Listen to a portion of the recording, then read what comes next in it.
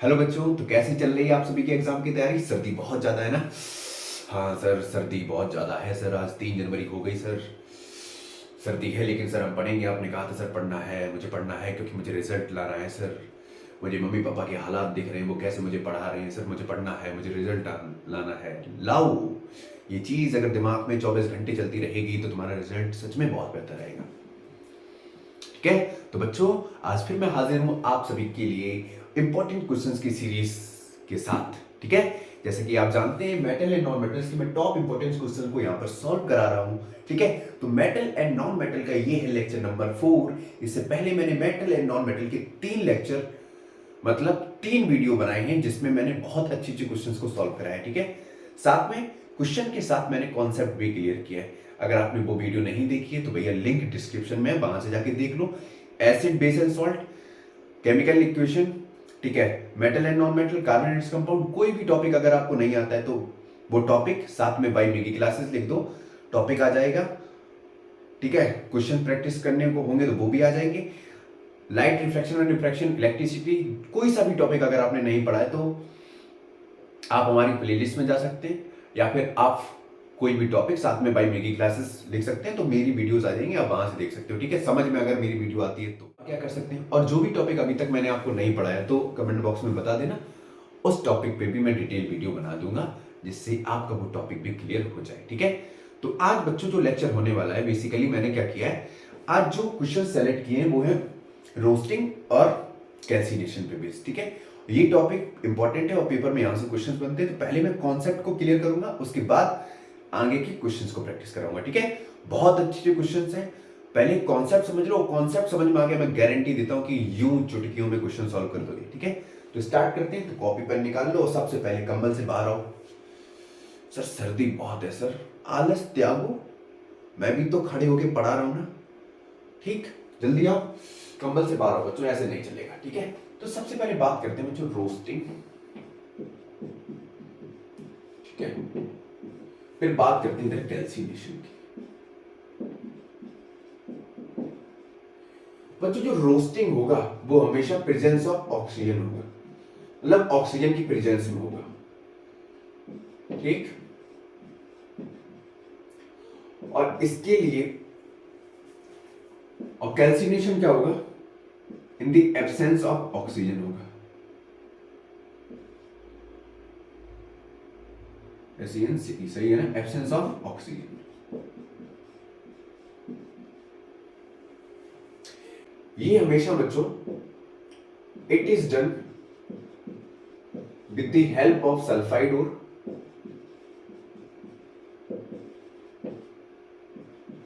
जिसको हम SO2 भी बोल सकते हैं। ठीक है, और ये किसकी मदद से होगा, it is done with the help of carbonate.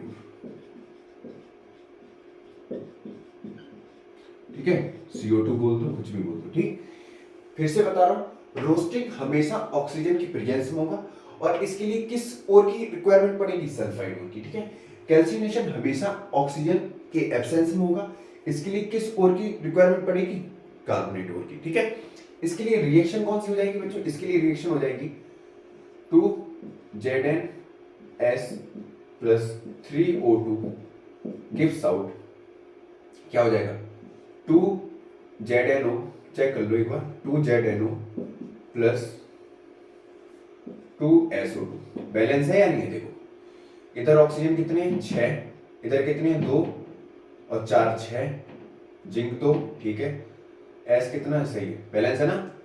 ये रिएक्शन एक बार चेक कर लेना। ठीक है, ये वाली, और इसके लिए क्या हो जाएगा, इसके लिए हो जाएगा Fe2CO3।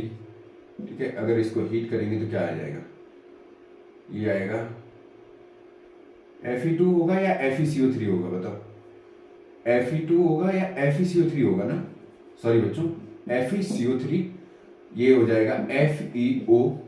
ठीक है, एक ऑक्सीजन इसके साथ जुड़ जाएगा, बचा हुआ क्या निकल जाएगा, कार्बन डाइऑक्साइड बाहर।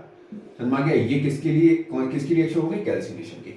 FeCO3 में एक ऑक्सीजन किसके साथ जुड़ेगा, आयरन के साथ, और CO2 क्या हो जाएगा, बाहर निकल जाएगा। ठीक है, तो ये हो गई रोस्टिंग की रिएक्शन, ये हो गई कैल्सिनेशन की रिएक्शन, और ये दोनों रिएक्शन पेपर के लिए इंपॉर्टेंट है। ठीक है, पहले नोट करो, फिर नेक्स्ट क्वेश्चन कराते हैं प्यारा से। बच्चों ये रहे आपके सामने क्वेश्चंस। अच्छा, ये क्वेश्चन नंबर 12 है, ये क्वेश्चन नंबर 13 है। ऐसा क्यों है? क्योंकि पार्ट 3 तक हमने लगभग 11 क्वेश्चन सॉल्व किए, तो ये क्वेश्चन नंबर 12 है और ये क्वेश्चन नंबर 30 है। ठीक है, तो क्वेश्चन नंबर मार्किंग याद रखना क्योंकि इंपॉर्टेंट है। आपको ये पता चलेगा कि मैंने इस चैप्टर में इतने इंपॉर्टेंट क्वेश्चंस को प्रैक्टिस कराया है, समझ में आया? और ये टॉप क्वेश्चंस हैं, तो ये भी किससे इंपॉर्टेंट? रोस्टिंग और कैल्सिनेशन पे बेस्ड है। ठीक है, अच्छा ये पूछा गया name the ore of mercury, how mercury is extracted from its ore. Paper में 1 मार्क्स में भी क्वेश्चन पूछा जाता है कि मरकरी के ओर को हम किस नाम से जानते हैं, उसका फॉर्मूला क्या होता है। ठीक है, तो वो सारी चीज होती है। इसको बोलते हैं सिनेवार। ठीक है, इसका फॉर्मूला होता है HgS। ठीक, अब ध्यान से सुनो, इसको बना कैसे केमिकल रिएक्शन क्या होगी इसकी हो जाएगी reaction HgS plus 3O2 gives out, ये 2Hg, बैलेंस करो पहले भी रुक जाओ, 2Hg। ठीक है, प्लस कितना बचेगा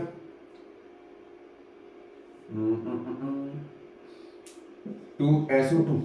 ध्यान से देखो, यहाँ पे 6 है ना, गड़बड़ कर दिया ना, यहाँ O2 होगा ना सिर्फ। ठीक है, अब देखो कितना हो गया 2O2। अब सही है ना? हाँ अब सही है, चेक करो। 2 मरकरी इधर, 1 इधर, SO2, सही है ना?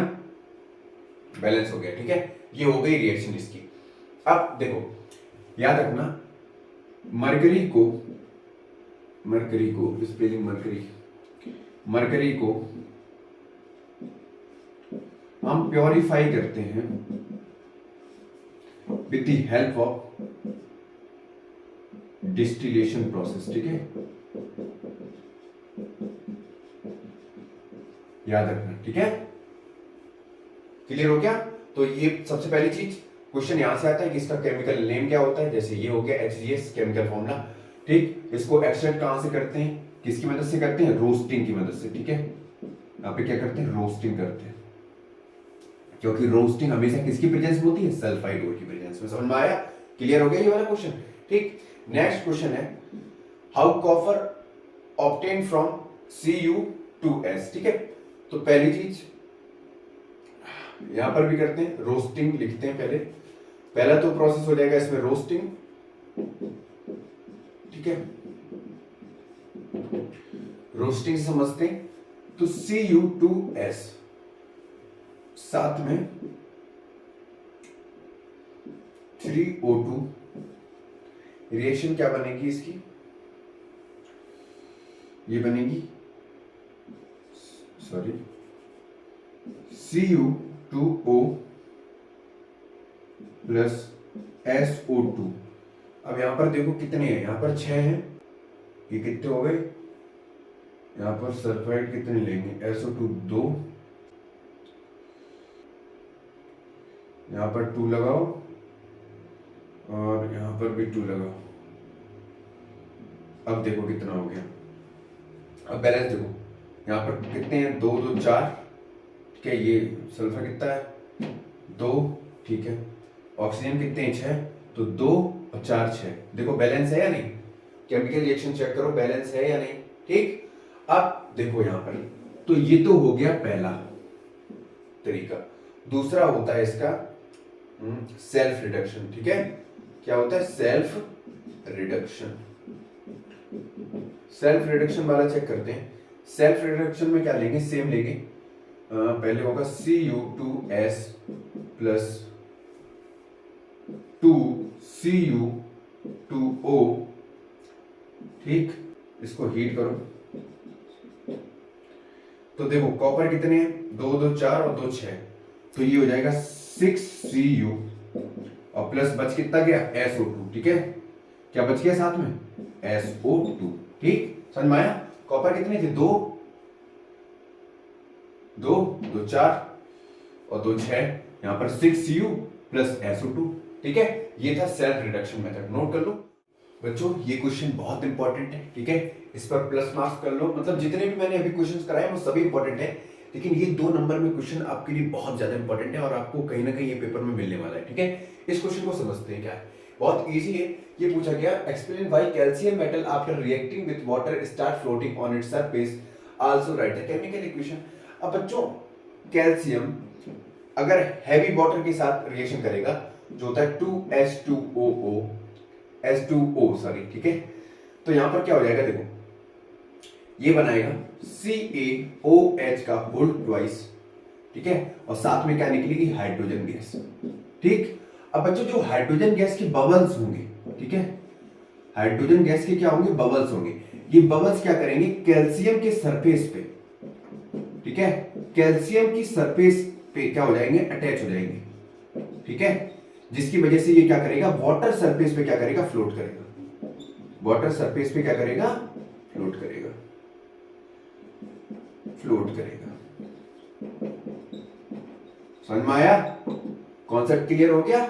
आज के लिए बच्चों इतना ही रखते हैं, ठीक है।